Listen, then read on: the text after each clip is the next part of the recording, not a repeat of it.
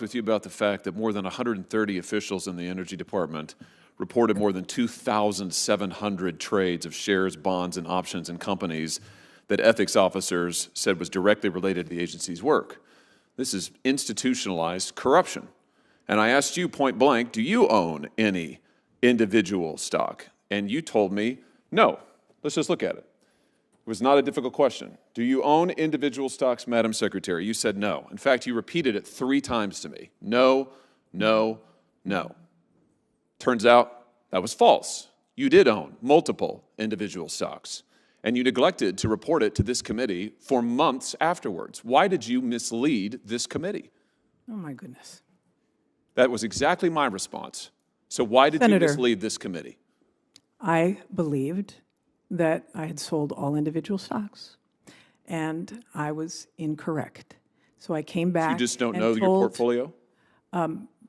Pretty much. It's a big one, I guess, huh? No, it's extremely small. Apparently not. Someone manages it for you? So I came back as soon as I found out that, in fact, I had not sold all individuals. Wait. No, that's not true either. Let's just look at the timeline. Let's not. I just remind you, you're under oath.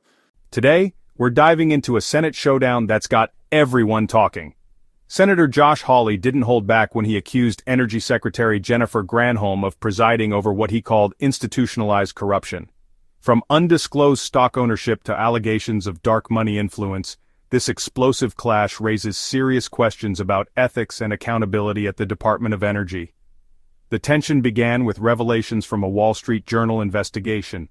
Over 130 Energy Department officials traded thousands of shares in companies directly tied to the agency's work. Let's just look at the timeline. Let's not. I just remind you, you're under oath. Madam Secretary, you testified you didn't own any individual stocks. You didn't sell the stocks for a whole nother month. And after you sold the stocks, you waited another month before you informed this committee.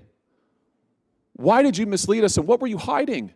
Why did you wait so long? Why did you hide this? I did not hide it because I brought it forth to the committee when I realized that we had made a mistake. Really? What explains the delay? Why did you wait for a full month to explain your actions to this committee, your false testimony? That's less than a month, and I sent a letter explaining what had happened. May the 15th to June the 9th. Because I owned a Ford stock that was... You misled this committee, and you wait. What were the stocks? What were the stocks that you owned? It was a Ford stock that my husband had owned since he was very young, and I just was not aware of it. And what were the others? You sold 6 stocks. What were the other 5? I sold non-conflicting stocks. What were they? Honestly, I don't even know. I do know the Ford one because that was a conflict. You don't. That's why I raised this. You're here before this committee a year later after actively misleading to us, after denying and delaying, and now you won't tell us. Was one of them Proterra? No. You sat on the board of directors at Proterra. You made millions, CNN reports, and stock options at Proterra. Then you promoted Proterra stock and Proterra products as energy secretary. Was that one of the stocks that you sold? This is so... I mean, really. Was that one of the stocks that you sold? Yes, really. No. You are presiding over institutionalized corruption in your energy department. You have violated the Stock Act 9 separate times. You have been referred by the Inspector General for violations of the Hatch Act. It is institutionalized corruption that you are now the face of. And here's what I'm trying to figure out. I just want to know who really runs the energy department. Is it you? Or is it the mega corporations whose stock that you own that you're making profits in? Oh, my goodness. Or maybe it's the foreign billionaires who fund your conferences. Let's try something else. Do you know the names of the foreign billionaires who fund the conferences you go to? Since you don't know the stocks, do you know the names of the foreign billionaires? This is unbelievable to me. Let me help you. Mr. Chairman. One of them is... Hawley described this as institutionalized corruption and directly confronted Granholm about her own financial disclosures or lack thereof.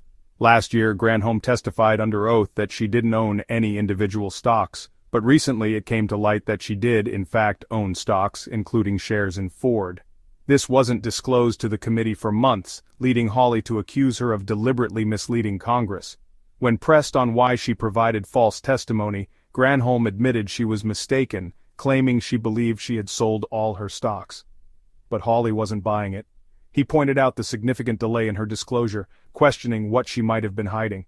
Why did you mislead this committee? Hawley demanded. And what were you hiding? Granholm's defense? She said the stocks were small and managed by someone else. But when asked for details on the other stocks she sold, she struggled to provide clear answers. The confrontation didn't stop there. Hawley shifted to another bombshell foreign billionaire influence. He alleged that Granholm attended events funded by dark money groups tied to wealthy foreign donors, including Swiss billionaire Hans-Jörg Wyss. Do you even know the names of these billionaires funding your events? Hawley asked. Granholm responded, I have no idea what you're talking about. According to Hawley, Granholm has violated the Stock Act 9 times and has been referred for Hatch Act violations.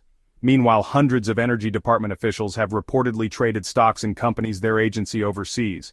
Granholm defended the department, saying their ethics office ensures no one oversees areas where they have financial interests. But Hawley called this outrageous, pointing to multiple reports that suggest otherwise. This clash reveals deeper issues within the Department of Energy and raises important questions about ethics in government. Can we trust officials to prioritize the public's interest when conflicts of interest loom so large? What's your take on this heated exchange? Should stricter measures be in place to prevent such lapses? Let me know your thoughts in the comments below.